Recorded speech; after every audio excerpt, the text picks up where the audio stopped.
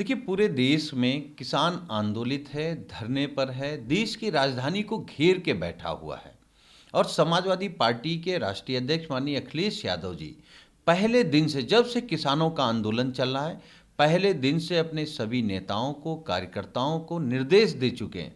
हम लोग लगातार पद यात्रा के माध्यम से, किसान यात्रा के माध्यम से, साइकिल, बैलगाड़ी, समाजवादी घेरा के माध्यम से हम लोग लगातार किसानों को उस काले कानून के बिल के बारे में बता रहे हैं, सरकार की क्या मंशा है।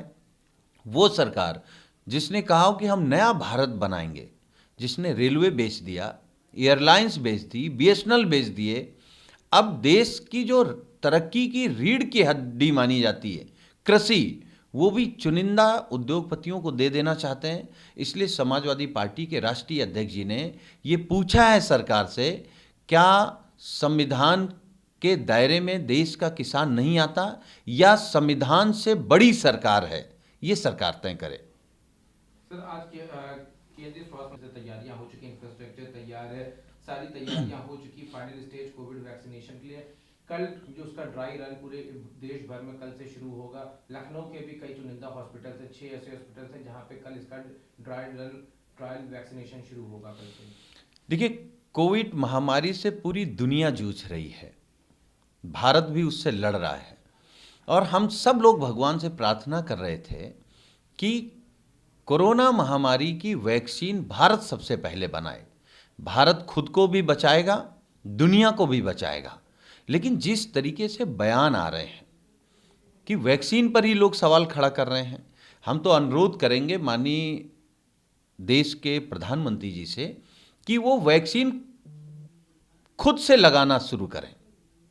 सबसे पहले अगर प्रधानमंत्री जी लगाएं, अपनी पूरी कैबिनेट को लगवाएं, फिर राज्यों के मुख्यमंत्री को और उनकी कैबिनेट को लगवाएं, तो मुझे लगता है जो बातें निकल के आ रही हैं, अविश्वास जो है वो विश्वास में बदलेगा। और मुझे उम्मीद है जब प्रधानमंत्री जी पहला वैक्सीन खुद को लगवाएंगे, देश में एक नया संदेश जाएगा, देश उनकी बात मानता है और सुनता है।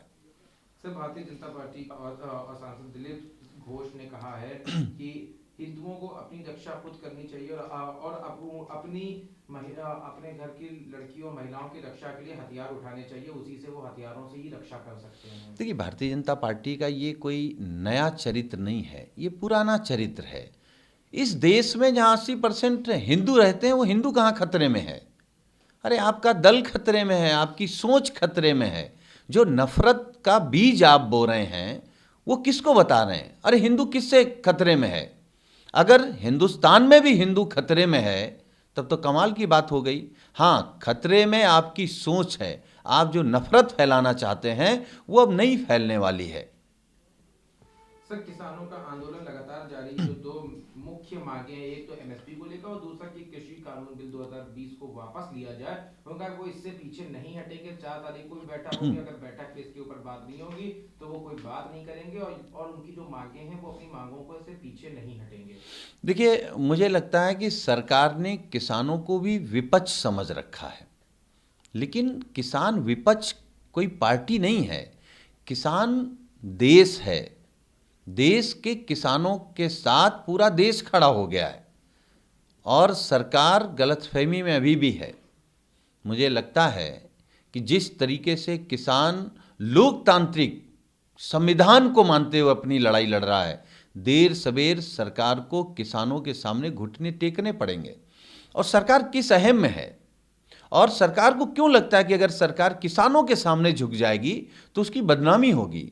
अरे, दुनिया का सबसे बड़ा लोकतांत्रिक देश है, इसमें अगर सरकार अपने देश के किसानों के सामने झुक जाएगी तो सरकार का कद बढ़ेगा, लोकतंत्र पे लोगों का विश्वास बढ़ेगा।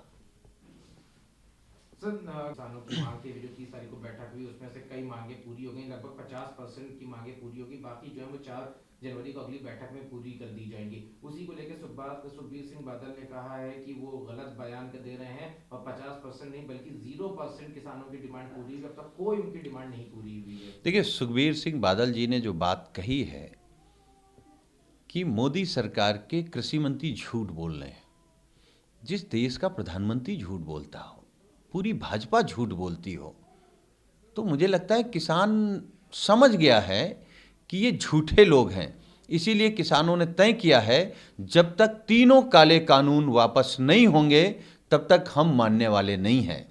जैसे जैसे देश का किसान चूड़ी कसता जाएगा वैसे वैसे दिल्ली की सरकार, जो बीजेपी की सरकार है, मोदी सरकार, उसकी अकड़ ढीली होती जाएगी और अंततः देर सवेर सरकार को तीनों काले कानून वापस लेने पड़ेंगे। सर, राहुल गांधी शुभकामनाएं दी, साथ ही साथ उन्होंने कहा है कि जिस तरीके से भारत का किसान नाइंसाफ के खिलाफ लड़ रहा है वो बहुत बड़ी बात है और इतने दिनों से इस नाइंसाफी के लिए वो लगातार लड़ते आ रहे, 35 से 40 दिन हो गए। देखिए, देश का किसान नाइंसाफी के खिलाफ लड़ रहा है, समाजवादी पार्टी देश के किसानों के साथ है, लेकिन अगर आप जो बिल आए हैं इन बिलों की बात करेंगे तो इनका खाका कब तैयार हुआ? इनका खाका तभी तैयार हुआ था जब देश में कांग्रेस की सरकार थी, लागू हुआ जब भारतीय जनता पार्टी की सरकार आ गई। तो इस देश को एक बात समझनी पड़ेगी कि कांग्रेस और भाजपा में कोई अंतर नहीं है, दोनों एक ही सिक्के के दो पहलू हैं। आप बीजेपी को वोट देते हैं तो समझ लो कांग्रेस को दे रहे हैं, कांग्रेस को वोट देते हैं तो इसका मतलब बीजेपी को दे रहे हैं।